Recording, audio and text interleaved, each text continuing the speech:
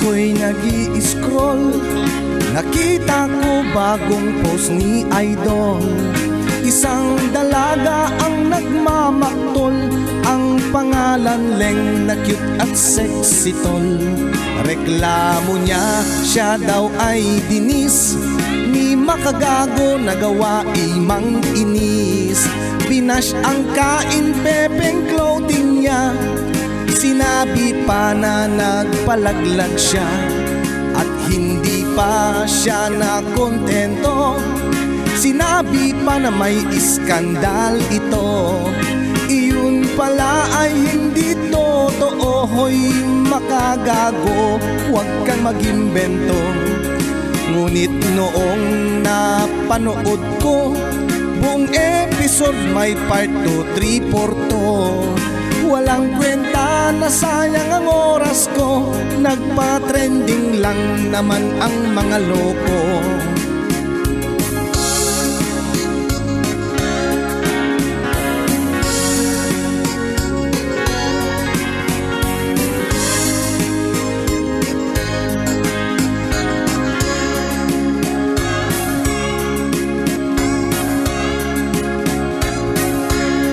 Tama naman si Idol Rafi, respect begets respect naman kasi.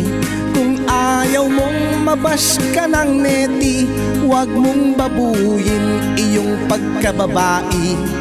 Kung gusto mo lang ay ang sumikat, marami diyang paraan, huwag ang balat. Huwag yung kita ang pet mo at bakat. Ba't di ka na lang sumayaw ng hubot-hubad? Pwede namang sumayaw ng di malaswa, maganda naman ang iyong mukha.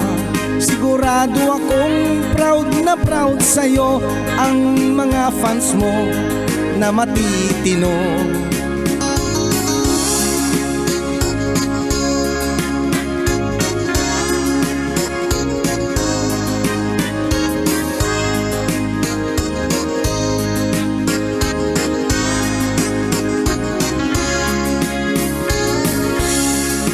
Ikaw naman Mark na makagago, well definitely ikaw ang panalo.